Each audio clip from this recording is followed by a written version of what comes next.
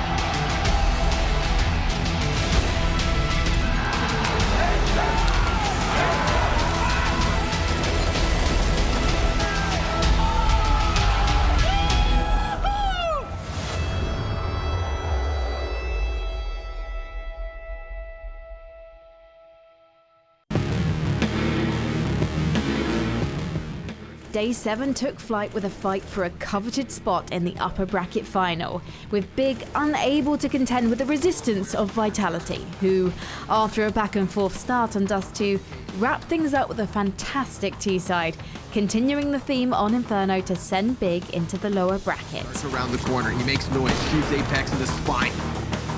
Ooh. Oh my god!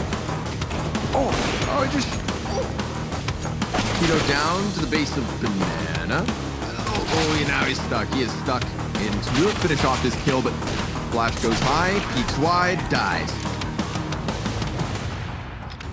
In our second series of the day, Sprout and Heroic scrapped for their tournament lives. Sprout lacked answers to Heroic's confident CT swagger, but got their revenge on Train, where Cadian and his boys tried to get the W a little bit too fast and got repeatedly shut down by the German-Polish side.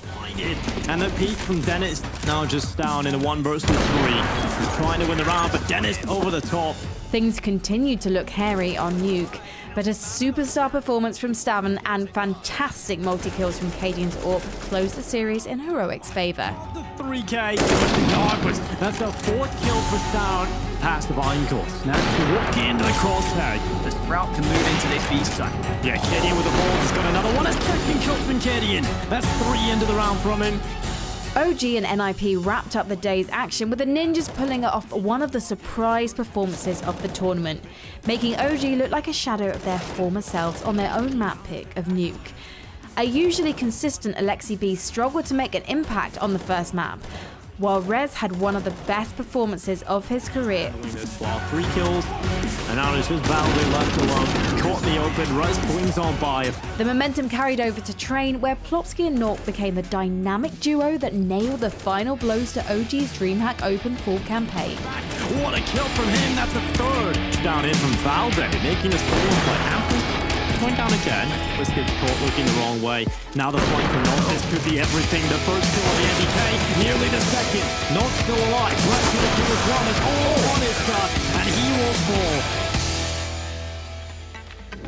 Welcome, ladies and gentlemen, to DreamHack Open 4. We've got what promises to be another incredible day of CSGO action coming your way. More crucial elimination matches with everything on the line. And of course, our all-important upper bracket grand final. Of course, joining me along for the ride, my wonderful analysts, Potter and Maui. Guys, pleasure to have you back up here. Potter, we've had so much action delivering over the past week. Today promises to give us all once again. 100%, man. We have had such great performances from these teams. NIP surprising a lot of people, including even myself, just with their individual prowess. Rez yesterday, a 2.26 rating on Nuke. These kinds of stats are just out of this world, especially when we consider the opposition that a lot of these teams have been going up against, some of the best players, some of the best teams in the world. So the competition at DreamHack Open Fall this week, it's up there. Yeah, it is heating up indeed. Maui, I wanted to ask you, has there been a particular highlight so far this week? Anything you look back on and go, yeah, that was my favorite matchup of the week so far? Oh, my favorite matchup. I love the rematches between Fnatic and OG. I know that's all the way back in the group stage, but I've really enjoyed all those. I feel like they play kind of a similar style at times, but Alexi B's calling is just kind of, it's a little bit more as a pack than Fnatic. And the way they kind of just box against each other, it's just like group fight versus individual plays from Fnatic. It's a really enjoyable game every single time. And I hope we get that actually moving forward, or I hoped, but it did not come true. It did not. No, it didn't. Unfortunately, NIP were the ones that would be beating them up before Fnatic could even get to them. It was incredible to see coming out from the Ninjas. I knew you were going to be picking up Fnatic as your highlight, though, Mari. Of course, I'm very glad that we're going to be seeing more of them going forward. And of course, big shout out to our sponsors, MSI, Corsair, DTS, Intel, and of course, Monster Energy. Thank you so much for joining us on this wonderful rollercoaster of Counter-Strike that has been DreamHack Open Fall. And of course, we've got a lot more coming today. But before we do that, we've been starting off our days here talking about DreamHack Open's legacy. And amongst so many credible moments, there's no doubt one thing that stands out in the tournament's history. It involves one man, one Molotov, and a certain spam in the chat.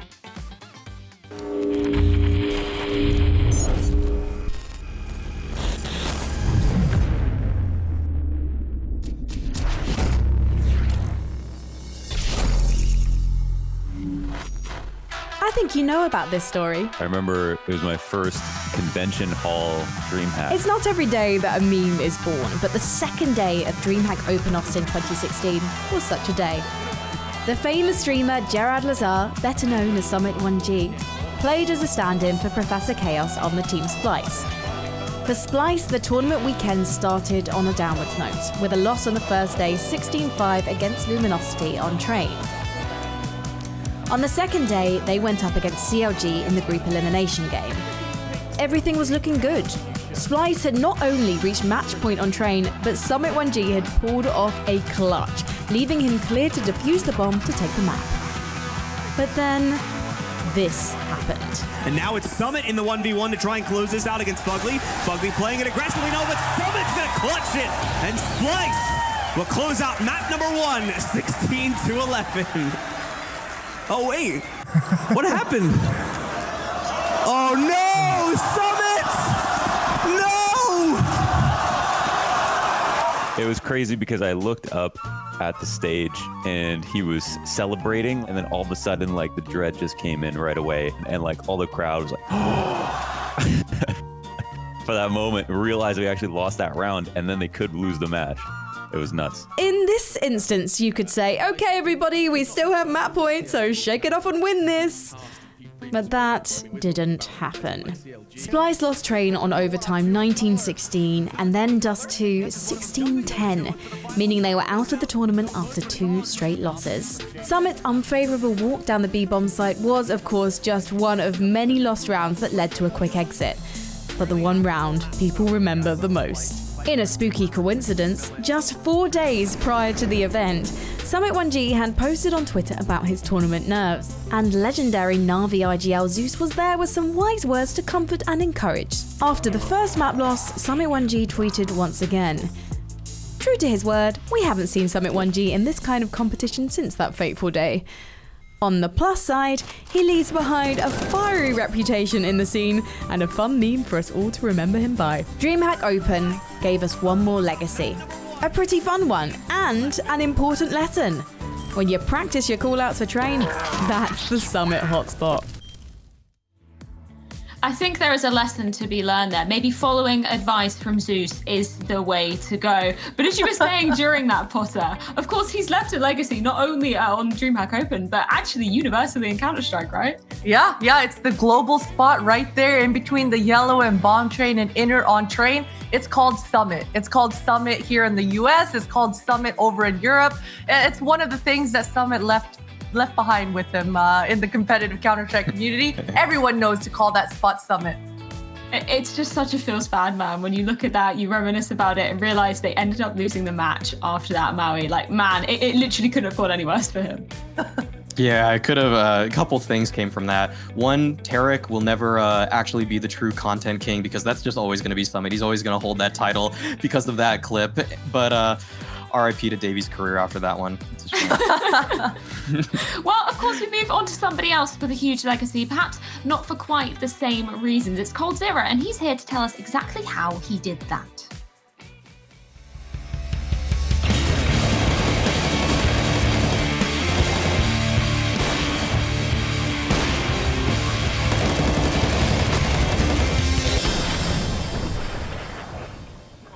And that could be the difference maker here in this round. Dennis is spamming up through the bench, leaving coldzera in a 1-on-4. There's the first. Looking for a second, he connects it. Oh, and he gets a third as well. Surely he's not going to pull this one off. Oh, coldzera, the man, the myth, the beast. That is one thing that I miss a lot playing the tournament. Like online, people commit a lot of mistakes when you clutch, and because they feel the pressure sometimes. I knew like one guy could be on this left side of the pillar on shard, so already kill him was kind of easy. And I knew as soon as I kill him, the guy the second guy on the kitchen, he would try to kill me. It was Oscar. So I just keep transferring to him, and I hit the transfer. And after the 1v1, I just play on the sound. Now 3-0. Looks like a fast B play from BP straight away. No messing around here. No messing around it. Don't want a chicken coop smoke out. Bialy's going to be able to wrap around onto Cold, but he's on the M4 this time, and he's got 2. The spray transfer onto Neo. Snack's trying to find the equalizer, but look at Cold go! You talk about double up. He goes to M4. He's got an ace in overtime. Yeah, first thing, like, I miss so much playing Cabo. I love to play Cabo. Cabo is one of my best maps when I was playing on SK. Cabo was a map like that. On SK we discover how to counter that strats on from platform and from drop. So we always use the smoke on the left side of the statue. We can have more room to play around the smokes. And usually like we create this because any of those teams was doing that. The game was nice. I miss Cabo a lot. Cabo was one of my favorite maps and in the pool, and I hope they bring Cabo back, to be honest. I can totally agree with you there, Cold. Cobble is definitely a map that I want to see back in the map pool. And I know, Christy, you totally agree with that. Not just for the drops, but we do miss the map in itself, you know? It has such a legacy as well. Come on, Freya, it's only for the drops. Dragon Lord, please bring that back into my life. No, but I really appreciated that little bit from coldzera just because the one-liner that he mentioned, that on land, when the pressure's high, you make your opponent commit to a lot more mistakes, and in turn, it gives you more opportunity to have highlight clutches just like that. And coldzera, he's got the experience to back him up, and he's got the skill to always convert rounds just like that. So it's a beautiful thing when you're watching Counter-Strike on land. Yeah, it's something actually we were talking about yesterday, I believe, Maui, just in the green room whilst we were watching the games, saying that, you know, there's actually a lot more pressure when you're on those LAN stages. You know, you're not in the comfort of your own home. Actually, there's a lot more pressure weighing on you as a player, right? Yeah, absolutely. Just being there in person, you aren't able to mentally reset map to map. You can't just kind of go to your bathroom or go to your kitchen and get a snack or something like that. And Cold, I mean, he's just such a beast when it comes to LAN. I almost feel like the community has taken away some of his, just the credit he deserves. Like, this guy was the best player in the world at one point. Even though SK were designing some of their plays around him, he still was such a monster in the clutch. I can't ever forget that cast from Vince, though. That was just... Yeah. It's beautiful, isn't it? Of course, it's also amazing that we can still continue to do these things online. It brings a sort of different amount of pressure to the players as well. But I also want to move on and start to talk about our topic of the day. And this is actually quite a wholesome one. Of course, we've seen the players celebrating their wins through our webcams that we have within these team houses and facilities. But we also want to check in and see who they call after an incredible win. So let's check it out. I think the first people who I call after a good win, I think it's my family. My mom always messaged me. So I think my family nowadays, they are my biggest fans. The first person which I'm calling after the game is my mom. Well, I'm not calling anyone, to be honest. I'm just sending message to my girlfriend because she's watching all the time my games. My mom as well, watching all the time, so I'm answering to her as well. And a friend I have, two friends I have. One is Neil Mopé. He's a football player from Brighton. And also my best friend who is watching most of the games. So that's the 4 person I'm sending message after the games. I don't really call anyone. Everyone calls me. So, yeah. Yes, Flusha. I rate that. The confidence there from Flusha. Everyone's like, oh yeah, I call my mom. Like we got a load of wholesome answers there, Flusha. No, they call him Maui. Yeah, that's interesting from Apex too. Just the random soccer player or football player, I guess, depending where you're from. That's like me just calling Charles Barkley when I'm done with the analyst segment. Like, dude, Charles, I just killed it, man. I just own the analyst segment. Are you proud of me? But I'm going to have to ask Apex. When he said that, I was like, how on earth do those two people know each other? Yeah, where's that from? Why? That's just such an odd connection, but good for him. Yeah. If Vitality win, that's definitely be my final question to him. Give us some more context for that answer. But of course, before we get to that one, we've got to get into today's games at hand. And I think it is time that we get down to business. The day may be only just dawning, but our two teams coming up next are going to be receiving a wake-up call as it's elimination on the line. The Giants of Big are colliding with the Danes of Heroic. It's coming up after this.